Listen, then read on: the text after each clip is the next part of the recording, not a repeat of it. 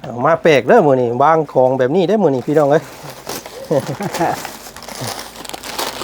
อันนี้เกลือเนาะผงนัวพี่น้องเนาะลูกเอ้ยแพงเลยลูกเอ้ยแพงเลยเจ้ามันยืนโดยอย่าเจ็บอย่าไข้เคาะมาผ่านมาท่องลูกเอ้ยหายรวยเงินเลยคำปีใหม่ละปีมาเช็งเจ้าโชคเงินโชคคำโชคแก้วโชคแหวนโชคไม่ใช่แนวโชค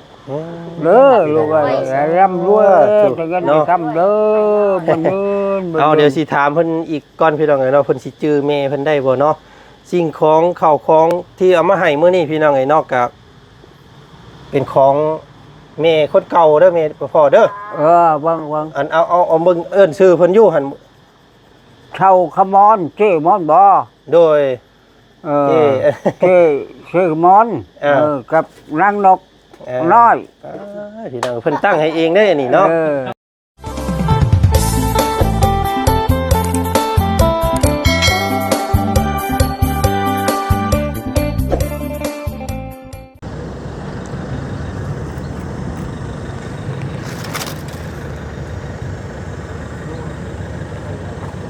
โอ้ยพี่น้องเนาะ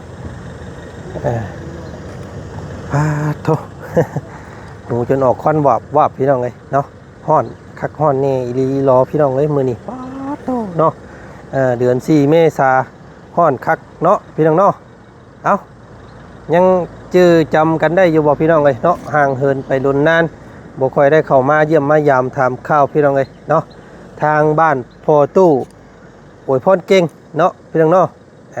หัวแค่เพิ่นก็ซ้ำซ้อนอุ้ยพี่น้องไงเนาะถือว่าคน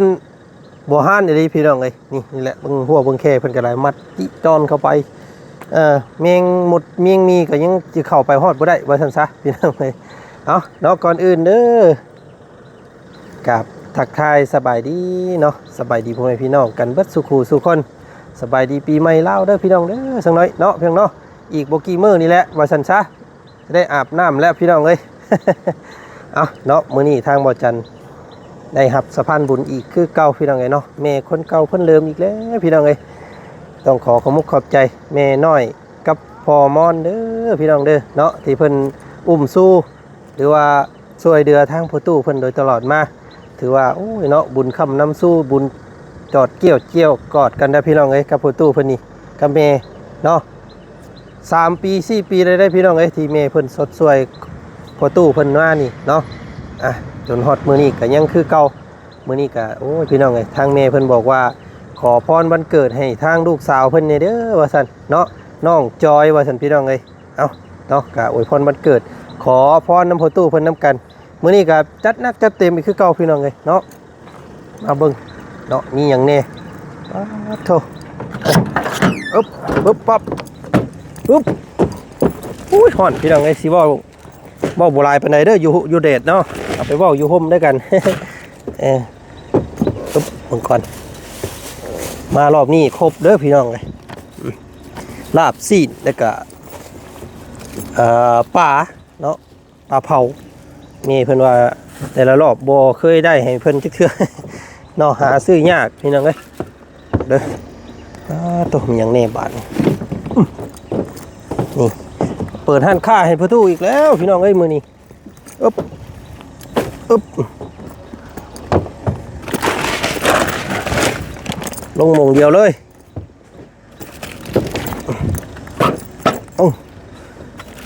ปลาปอง40เนาะเข่านี่โลนึงพอดีเข่าพี่น้องเอ้ยถุงละ5 โล12สอบ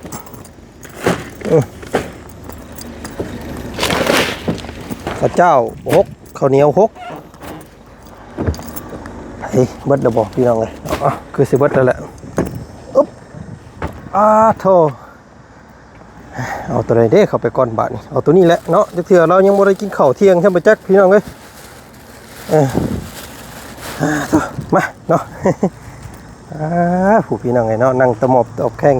ถ่าอยู่ดิทางนี้ก็ได้เนาะ สบายดียายสบายดีตู้เอ้ยเนาะ ไปบ้านเด้งเลยไปบ้านละ ห่านพี่น้องเอ้ย อยู่ชมเย็นๆอยู่นี่เคาะบ้านมาพาดมาบ่ตอก ฮะ คือไปบ้านละเคาะไปเห็นโห โดย ยามอยู่เป็นใครยามไปมีโชค เอ้า ได้แต่เงินได้แต่คำ คงจะมาให้พรโดดนี่พี่น้องไงยังบ่ทันได้ให้หยังอยู่เนาะ ไว้ก็ว่ารถแล้ว โอ มันงาม้ ยพี่น้องไง ครับ มาแต่ละเทื่อ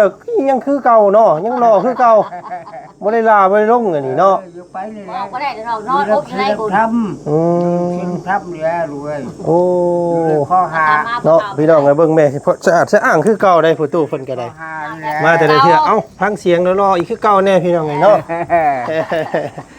อ้าโตรถบ่ได้แล้วพ่อบ่ได้มาหาเจ้านี่เบิ่งเติบบ่ โอ้คิดฮอดอยู่บ่มีบ่เจ้าจมเพิ่นมาบ่ว่าจื้อได้อยู่บ่จื้อได้อยู่บ่นี่ คือ จื้อก็ปากกันแล้ว ไผมาหามื้อนี้ บุญจันทร์ เออพี่น้อง ใช้นางราชมีหม่อม โอ้เพิ่นเอาลูกนอนอยู่ในรถผู้พ่อย เอ้ย ลูกเพิ่นกินยาเพิ่นบ่สบายเด้อนอนอยู่เอาลูกเพิ่นนอน เออ บ่ได้ลงมานำซับ อ่า กินข้าวแล้วพ่อ เออ กินกับหยังมื้อนี้ คือไปแล้ว ลวกพักเขาจะเอาพักไหนพักน้ำพักกำหนึ่ง คือ กู ไป บอกแกงเรา ไม่ชมยอด เนาะเอานี่อันมื้อนี้ลูกซื้อแนวมักมาได้มื้อนี้ได้ได้เบิดซองเด้อมื้อนี้ลาบซีน โอ้ นี่ ลาบ ของ ขึ้น นี่ แค่ เอาอันนี้เป็นปลาเผาตัวนี้ ปลาเผาก็ไม่ เป็นปลาเผากับสุดเด้อ โอ้ มาเป็นอะไรขนมจกขนมจีนมีเบิดอยู่ในนี่เนาะ เออ ตัวพี่น้องไงนี่ของมักเพิ่นเนาะเอาพุ่นละยังอยู่ในรถเนาะนั่งท่าเด้อเฮาสิไปขนมาซะก่อน เจ้า บ่เบิ่งก่อนมีหยังเด้มื้อนี้พี่น้องไงเนาะหมักม่วงน้อยแล้วกับพี่น้องเอ้ยง่าจนสิฮักเนาะลกดี คิด เอามาพี่น้องเอ้ยมันร้อนแดดเนาะว่านะ ให้ภาพมันบรรยายแล้วกันพี่น้องเอ้ย เขาบนแมวเลยแมวไปครบ เอ้ย ว่าไปยังโอ้เพื่อปาก อันนี้ข้าวเจ้าเด้อนี่เด้อ โอ้ นะโทษ ข้าวเจ้าเราก็ นี่ข้าวเหนียว เราข้าวฉันดิเป็นพระเท้าเราข้าวเจ้ารุ่นคือเรื่องเงี้ย ผู้ อันนี้ พี่ แห น้ ละ องเอ้ยเนาะ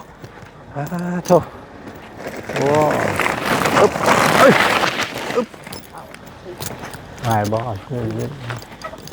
ฮ้อนคือกันอยู่บ่เด้โนทางฝั่งไทยเนาะพี่น้องเนาะฝั่งเฮานี่อุ้ยพี่น้องเอ้ยฮ้อนดี ฮอดแล้วเขาก็ฮอดเรือนแต่เป็นตัวเดียว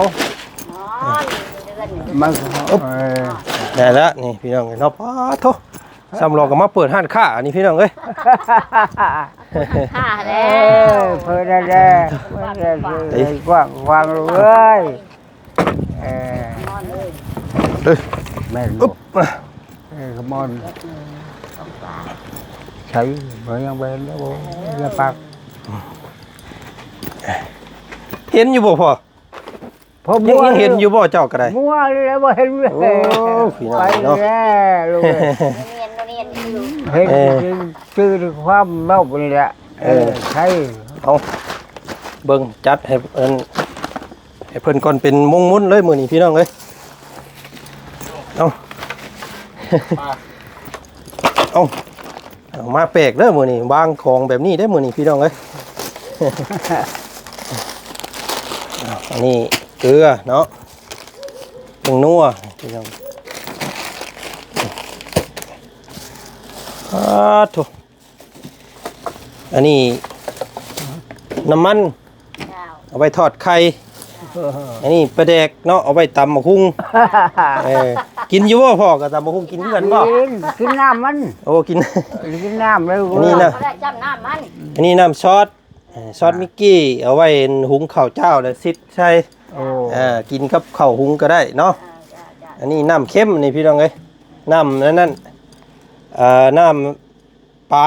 เนาะ น้ำปลา แนวละซองเบิดเลยเพิ่นซื้อมาให้มื้อนี้พี่น้องเอ้ยโทษเพิ่นเนาะมีหยังแน่พ่อนี่เห็นอยู่บ่นี่พวกลูกเอาหยังมาให้แน่นี่ มีครบเอาเริ่มตัวนี้ก่อนเนาะพ่อเนาะ ยังบ้าน ข้าวสีเขียวๆนี่เป็นข้าวเหนียวเด้อ ข้าวเหนียวบ่ เอาไว้1เอาตัวนี้2 4 6กระสอบ ป้าเถอะพี่น้องเลยเนาะ โอ้พี่ลึกโอ้ยพูดแล้วลูก เอา เอ้ย สูโตสีชมพูนี่แม่น เจ้า ข้าวเจ้าเด้อพอเด้อฮกคือกันเนาะ มีหกเนาะ ฮกกระสอบคือกันป้าเถอะพี่น้องเลย สาธุ แล้วก็ปลากระป๋องหรือว่าปลาติดคุกนี่40ป่องเด้อพอเด้อ เจ้า เจ้า เอาไว้เคกินกับข้าวพี่น้องเอ้ยพ่อก็กินคือกันได้นี่กันเนาะ กินแล้วกิน โอ้ เฮ็ดนี่ได้กินแตะเก่าเฮ็ดนี่ได้ ป้องปลาบ่ แม่น โอ้แม่ครัว อัน ส่วนหลายนั่นไม่ขั่วบ่เอาไว้อัน ครัวแล้วก็แล้วเสือก็ลูกไว้บ่แม่นเพิ่นรัด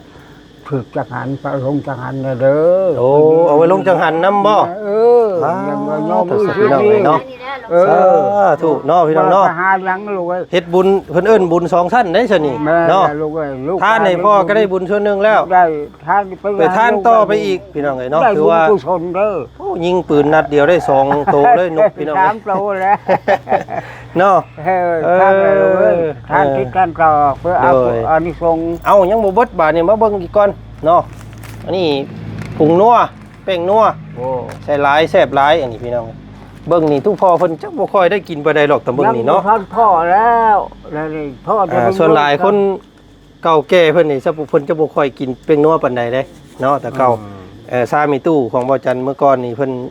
เจ้าใส่น้อยหนึงแทบจะบ่ได้ใส่เลยว่าซั่นนะ แล้วก็เกลือนะพอเด้อ เออ มี2แก๊สเนาะ เจ้าเจ้าเจ้า ไข่1เตะพี่น้องเอ้ยน้ำปลา2ตุ๊กมิกกี้2ตุ๊ก เออ แล้วก็น้ำมันพืช2ตุ๊กพี่น้องเอ้ยแล้วก็ปลาแดกเนาะ2ตุ๊กคือกันเนาะโอ้ยพี่น้องเอ้ยแล้วก็นี่แหละลาบซีนกับปลาเผาน้ำมื้อนี้พี่น้องเอ้ยเนาะมาให้พ่อเพิ่นตอนเที่ยงๆเนาะอันนี้ว่าของมักของตู้พ่อเพิ่นว่าสักพี่น้องเอ้ยเนาะมาแต่ละรอบแม่เพิ่นก็บ่ได้จงบ่ได้ลืมคือเก่าพี่น้องเอ้ยเนาะเออ ลูกเอ้ยแพงเลยลูกเอ้ยแพงเลยเจ้ามันยืน โดย อย่าเจ็บอย่าไข้เคาะมาผ่านมาท่องลูกเอ้ย หายรวยเงินเลยคำปีใหม่แหละ โดย ปีมาใช้งานเจ้าโชคเงินโชคคำโชคแก้วโชคแหวนโชคไม่ที่แนวโชคเด้อลูกเอ้ยร่ำรวยแต่เงินไม่คำเด้อมันเงิน เอาเดี๋ยวสิถามเพิ่นอีกก่อนพี่น้องเอ้ยเนาะเพิ่นสิจื้อแม่เพิ่นได้บ่เนาะสิ่งของข้าวของที่เอามาให้มื้อนี้พี่น้องเอ้ยเนาะก็เป็นของแม่คนเก่าเด้อแม่พ่อเด้อ วัง อันเอาเบิ่งเอิ้นชื่อเพิ่นอยู่หั่น เช่าขมอนเจ้มอนบ่ โดย เจ้ชื่อมอนกับนางนกน้อย พี่น้องเพิ่นตั้งให้เองได้อันนี้เนาะ นางนกน้อย นางนุกน้อยอันแม่นุกน้อยเนาะกับ เจ้า พ่อมอนพี่น้องเอ้ย เขาชื่อขมอนเอ้ยชื่อนกน้อย มีเรื่องเครื่องผักเครื่องพังมาฮอดพ่อเท่าเด้อผู้ค้าเพื่อน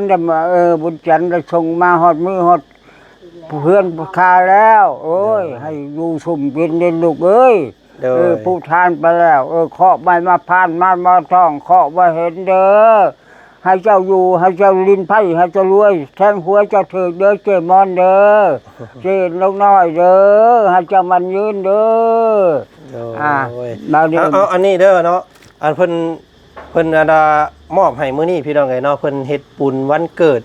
ลูกสาวเพิ่นชื่อจอย ลูกจอยเนาะ นางแม่นบอกพี่น้องไงน้องเชอร์เพิ่นบอกเมื่อกี้นี่ว่านางจอยบางก่อนเด้อไปถามแม่น้องเชอร์ก่อนแป๊บ พี่น้องไงเนาะเป็นวันเกิดของทางลูกสาวเพิ่นเนาะชื่อน้องจอยว่าซั่นพี่น้อง จอยเนาะมอมจอย วันเกิดเนาะเพิ่นก็เลยเอ้าพี่น้องเอ้ยว่ามาขอพรวันเกิดน้ำพอตู้เพิ่นแน่ว่าซั่นเนาะพี่น้องเอ้ยเนาะพรวันเกิดพรปีใหม่เด้อพ่อเด้อเนาะมากระบาดนี่พี่น้องเริ่มเลย เริ่มปีใหม่นี่ขอทานได้เป็นเงินใหญ่เป็นยุทธศักดิ์ศรีขอทานได้เป็นรัฐมนตรีสูงสุดขนาดขอทานได้อำนาจกว้างเท่าสวกจักรวาลภูมิจนมานจะได้มาบักเบียดอย่ามีผู้เครียดเขาเครียดเศร้าเสียดินท่าให้มีปัญญาเฉลียวฉลาดองอาจคือพนักเกษตรขอจะได้เห็นเข็นยาได้หู้ย่ำทันอยู่ไม่ใช่ย่ำทันไปมีโชค ยกบ้าอยู่ทั้งงานลงหลายบริวารลงหลายพ่อหมื่นนอนคืนให้ท่านได้เงินพันนอนพันให้ท่านได้เงินล้านย้ายออกจากบ้านจะให้ท่านตรวจคุมเงินคุมคำให้มีเสนานำให้หลังให้หน้าใต้ลมผ้าไม่น้อมช่วยสินในเดือนดินทั่วประเทศให้ไม่น้อมเกิดเข้าขับไว้วันท่าให้มีผู้มาสักการะบูชาทุกวันจะได้ขาดให้ท่านได้เฉวยราชอยู่ช่างของเมืองให้ท่านมีสะพานเฮืองหรือเช่าเท่าโชครับเข่าชุลังไรมาทั้งผู้ค้าแก้เวียนชิงทั้งมามิงผู้มัวงัวควายทั้งชาเสียชายสีมีลายทรงชันสมบัติเรือนได้มาแก้วเจ็ดประการตกลงมาเร็วไว้จะได้ขาดเป็นได้น้ำพ้นหยาดห้ามแผ่นเท่าละปีกิน10 ปีจะได้บกทุก10 ปีจะหลงจะได้บกเป็นหาดจะได้ขาดเป็นบังชับปะลังยังจะมีคือเก่าทุกเท่าระเดิดรู้การเล่าข้าเปลือกข้าได้เพียงประจานเด้อเล่าข้าสารได้เพียงพระภาพเล่าข้าเจ้ารุ่นคือเรื่องเนี้ยให้ท่านได้เมียผู้ช่างให้ท่านได้ขี้ช่างสมงามงอนสมดาวพรผู้ข่าวว่าขอแก่เทพเจ้าเราบิชาเทพบุตรเทพดานาคานาคีเท่านี้คุณนาคทุกพระพร้อมพญาเวสสุวรรณ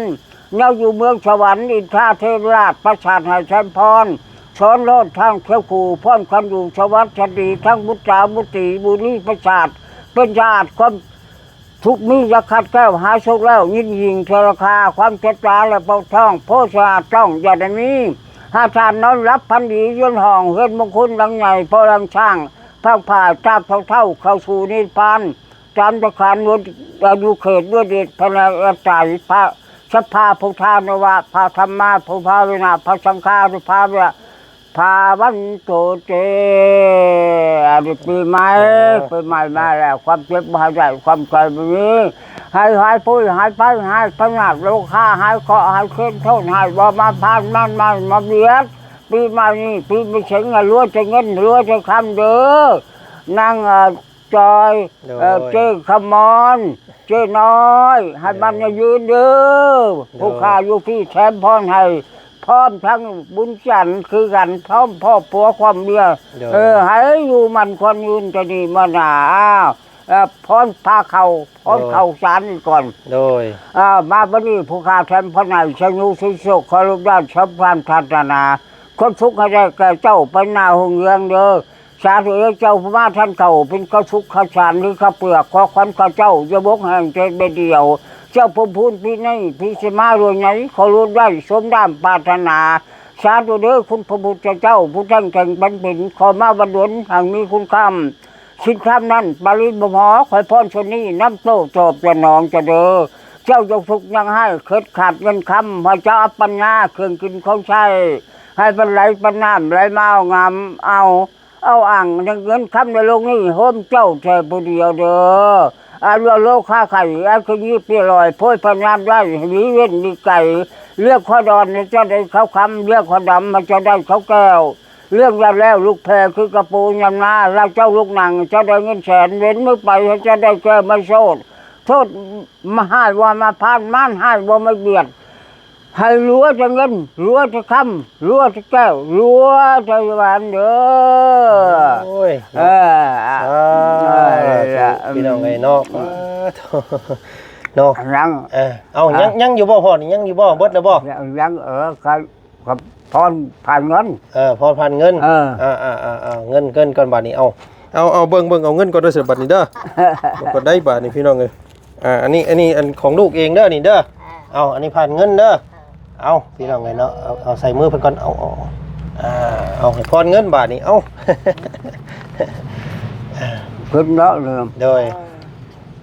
สาธุเด้อมาบริผู้ข้าแทนพระไหนใช้ลูกชิ้นโชคขอลูกได้สมดาบปรารถนาความสุขก็ได้แก่เจ้าไปนาหงเรื่องสาธุเด้อเจ้าพระธามาท่านกันไหนเป็นปัจจัยบริจาคขอสมบัติลงมาแล้วเจ้าปรารถนาเปิดชัดท่าแก่กาและมาทอดเททานโมทนาทุการและแรงท่านเก้านี้ก็ในบุญกรรมกุศลน้ำอยู่ทรงให้เจ้าถึงงองไม่บ้านกว้างแห่งเจ้าวันแม่ที่ยกอย่างไงเปิดที่ช่างใดขอสมใจดังเฮาแถลงการกุศลท่านเก้านี้วิบุญนุนทรงสมประสงค์มันมุ่งมโนเจ้ากูสู่แนวขันเจ้าท่านไปแล้วบุญทรงสมประสงค์เจตน้องแนวใดดังใจประสงค์เจ้า เปลี่ยนบางความจันพุนเล่าแสงมาทุกตาทานมาทานเงินจ๋าขอบรักแก่กาบาราลำมันทรงลำผู้ค้าเจริญแก้วซ้ำแก้วซ้ำแชมดื่มนกพันไทยทานมาทานปัจจัยอย่าได้มีคำมอนหวยพอนี้สมใจบททุกอย่างอย่าละละว่าง่างเที่ยงทางมันดังเงาเจตนาที่เจ้าบทจากปัจจัยขออย่ามีเว้นไปเบียดเบียนจนเจ้าให้เจ้าสุขใจเหลื่อมคือจันเพ่งสมาคำเด้อให้เจ้าสุขอยู่ล้วนสวรรค์ป่ากาบ่ปานจะดีต่อไปความเด็ดบ่ได้ความไข่บ่มีหายโพยหายภัยหายปัญญาโลกาหายคอแสนโทษให้บ่มาพันมานให้บ่เบียดให้รั้วจะเงินให้รั้วจะคำรั้วจะแก้วรั้วจะแบนเด้อปีใหม่แล้วปีใหม่เชียงมาแล้วมันยืนมันยืนลูกเอ้ย เนาะพี่น้องเนาะเอามาแต่เทื่อกะบ่ได้ลาบ่ได้ลงคำเว้าคำว่าเพิ่นพี่น้องไงเนาะยังคือเก่าเนาะอายุกะหลายขึ้นแต่ว่ายังแข็งยังแห้งยังรอยังซื่นยังบานคือเก่าพี่น้องไงเนาะอยู่ลำชินคำลูกเอ้ยบุญคุณบุกมาทุ่มพวมบุญจันทร์เลยเจ้านะการเว้ากันยังเพิ่นก็ยังบ่ได้ลงบ่ได้ลืมได้พี่น้องไงเนาะแห้งกันว่าม่วนไปน่ะเนาะมีเสียงแค้นเสียงหยังมาเป่านำนี่แห้งคักกันนี่พี่น้องเนาะเขาอยากเต้นเพิ่นแล้วเสียงกันเนาะอันพอตู้เพิ่นก็ได้ม่วนจ่อยลงหวยลงหู้พุ่นแล้วพี่น้องไงเนาะฮ้อนๆไปสิมาพังเด้อพี่น้องเด้อมาพังพรจากพอตู้เพิ่นเนาะพอตู้ปุ้นเนาะพอตู้เนาะพอตู้ปุ้นมีตู้ยังก็มีตู้พันพี่น้องไงเนาะกะอายุอานามเพิ่นกะห่างกันโดยสิ้นเชิงอยู่แต่ว่ากะโอ้อยู่ด้วยความฮักความในศีลในธรรมคือพุทโธเพิ่นว่าแหละพี่น้องเอ้ยเนาะเจริญศีลเจริญธรรมนี่ก็เฮ็ดให้เฮาชื่นบานเนาะพ่อเนาะบ่มีความโศกความเศร้ากะโอ้พี่น้องเอ้ยเนาะเอามีแต่นี่แหละพอเลยเนาะเอาเก็บไว้กินเด้อพ่อเด้อเอาไว้นึ่งเอาไว้หุงกินพี่น้องเนาะลูกเอ้ยบันนี้เลยมันเป็นใหม่ละแล้วจะเงินจะทำจะแก้แหวนเด้อโดยสาธุเอาละสมเอ้ยลูกเอ้ยกับนางราเนาะพี่น้องเนาะได้เช้าเด้อเอามื้อหน้าได้สิมาแวะดินน้ำใหม่เด้อพ่อเด้อมื้อนี้มื้อปะเด้อบัดนี้สบายดีมันเยินเด้อเอาอันนี้ขึ้นก่อนเอาพี่น้องเลยป้าอันนี้บ่าวบุญสารวัตรน้องเคยน้องเคยเพิ่นมาน้ำกันนี่พี่น้องเลยเนาะตัวเด้อแข่งอยู่ดีมีแห้งอยู่เนาะ